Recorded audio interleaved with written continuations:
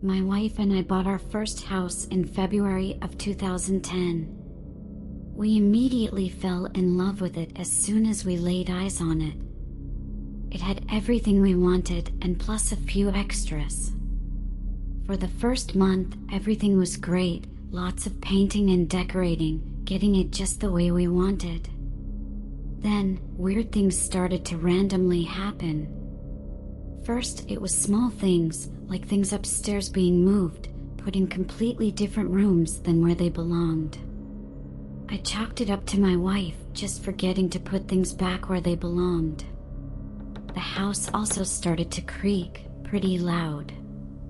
This is a fairly new house, so I just figured it was probably settling, as most new houses tend to do.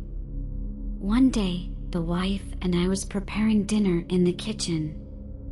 Our stairs sit right next to the kitchen entrance, so any noises upstairs were clearly audible into the kitchen. I turned off the water at the sink, and as soon as I did, we both heard a cough. We have no kids, and no one was visiting.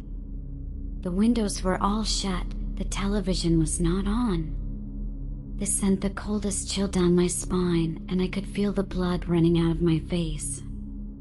I looked to my wife, and she too had gone pale and had this look of absolute fear.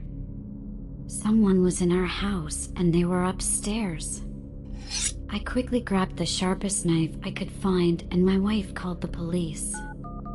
I walked to the bottom of the steps and stood silently and heard a loud creak, just like the ones I had always heard the house make.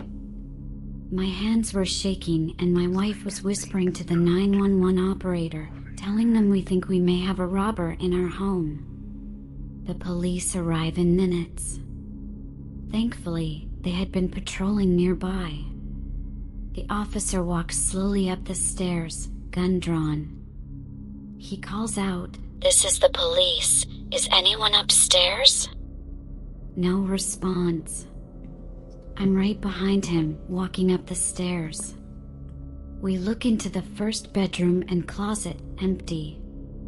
No one in the half bath either. Last room is my office where I have my PC.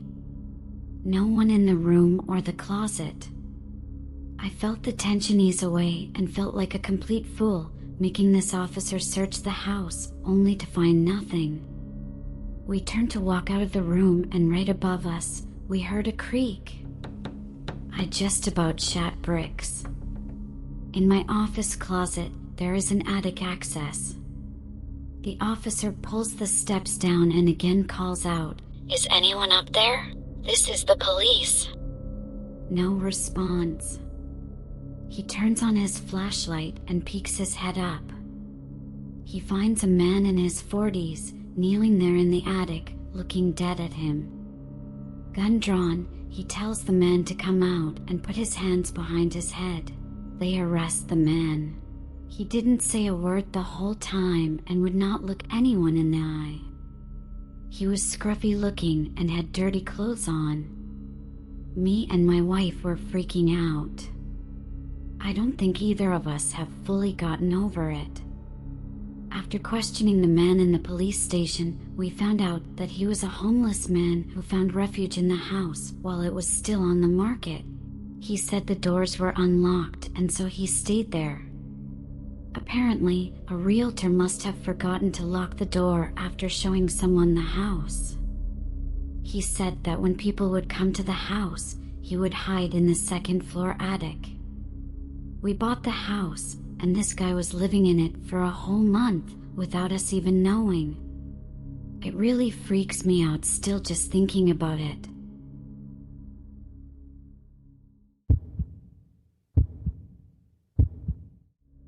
In my mid-20s, I had a very odd period of my life where I didn't have anywhere to stay and wasn't making enough money to live somewhere on my own.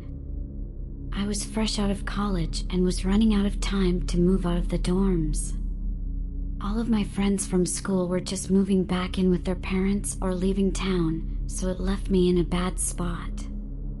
I needed to find a cheap place and a roommate to split the bills with.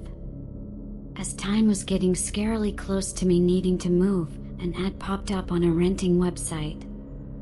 It was posted by a man named Sander, listing the ad as a search for a roommate to move into the house he was renting. I checked the rest of the post, seeing it was a relatively small house, which likely meant it would be cheap too. I replied to the ad, and later that day, Sander called me. We set up a tour and agreed on a price, and I ended up moving in. Though basically having to move, I still didn't think it was a bad place. Sander and I got along well. He had also just graduated, so we were both on the same page, and it was actually kind of refreshing to have a friend in a similar position. The house itself, though, wasn't the best. It only had a single bedroom, so my room was the living room. It was better than nothing, though, and I was out working most of the time anyway. After a week or so of living there, having just fully settled in, it was the middle of the night, and I was sleeping in my living room when I heard the front door open. I looked up and saw Sander walking in. He looked over at me, but I don't think he noticed I was awake because he walked right past and down the hall to his room. I heard him move something around, but then he came back out. He walked down to the front door again, this time stopping and turning to face me. Sander stood there and looked at me for a good 5 to 10 seconds before going back outside. Something about the way he was acting made me really uncomfortable. A few minutes went by before I heard some movement outside the front door. When it opened, I closed my eyes so that he wouldn't notice I was awake. He came in and shut the door, then walked slowly down the hallway, breathing heavily. As it got to the end, I opened my eyes slightly, catching a glimpse of Sander holding what looked like a body in his arms. He moved into his room quickly and shut the door. I was almost so in shock that I wondered if what I saw was even real. I came up with every possibility, like maybe he was out partying and the body was just some passed out drunk person needing a place to sleep. I sat up and quietly walked closer to his room to try and hear what he was doing. As I listened to him continually moving around, the worry about what he was up to started to overcome me. After thinking about it, I knocked on his door. All the movements stopped instantly and was followed by multiple seconds of silence before he walked over. I heard the lock click, and then he cracked the door open only enough for me to see a sliver of his face. He started apologizing for waking me and said he was just rearranging some things. After hearing him lie, I figured I'd just straight up ask, "What were you holding when you just came in? Was that person okay?" His face straightened, and he had a look in his eyes I'd never seen before. He didn't answer. We held eye contact as things got increasingly more intense. Then I quickly slammed my body into the door, knocking Sander back and revealing a lifeless body slouched up in the corner of his room. He shoved me out and locked the door behind me, but I'd already seen enough. I ran back and got my phone, then left the house and called the police. Sander made no attempts to run or hide. Unfortunately, it was too late. The body was completely lifeless and had been so for multiple hours. The details of everything else were withheld, but I know he lied about his age, being almost 30 years old, and I also know he remains in prison to this day. He still has kept to himself about why he did it and what he was doing with the body. I consider myself lucky, though, to have gotten out of that situation quickly, because if I hadn't, who knows where I'd be.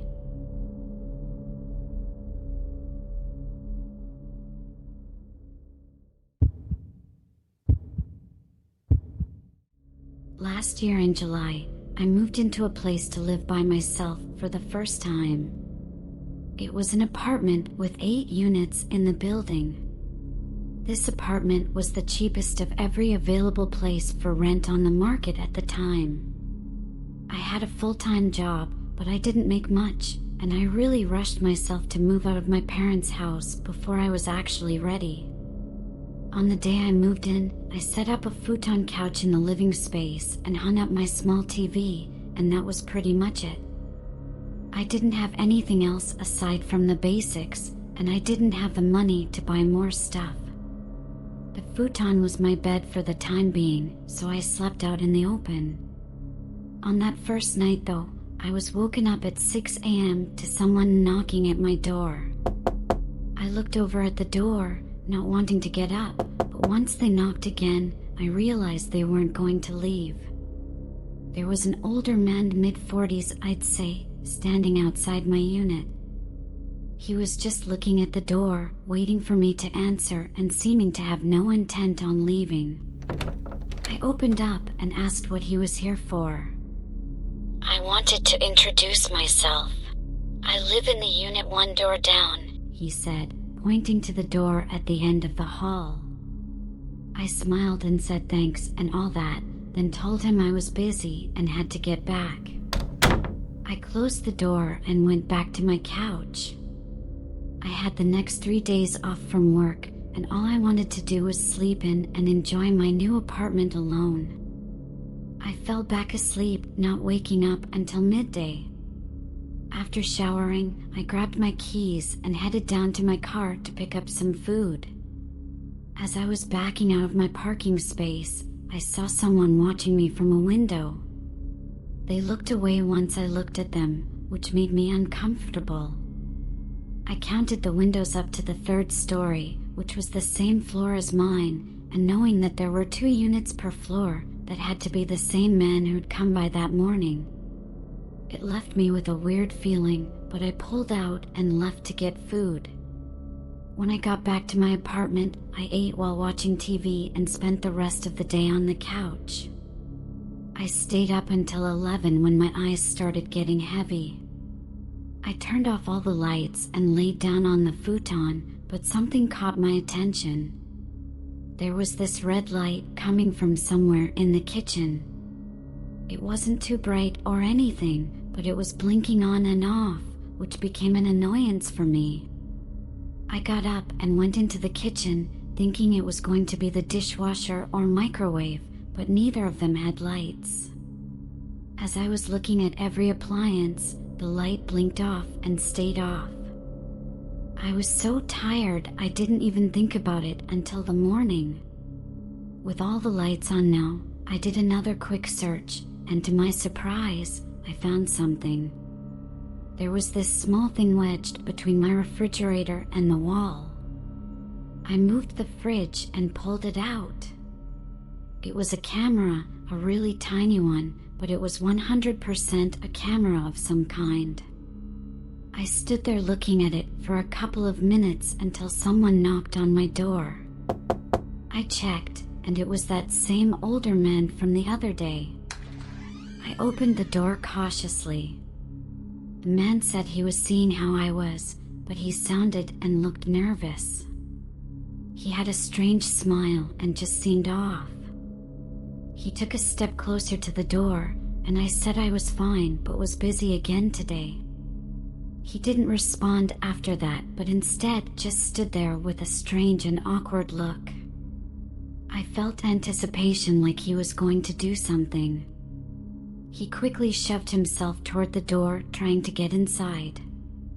Luckily, I was stronger and pushed the door into him, keeping him out and eventually shutting the door all the way and locking it. I called the cops, and within 10 minutes, the guy was in handcuffs.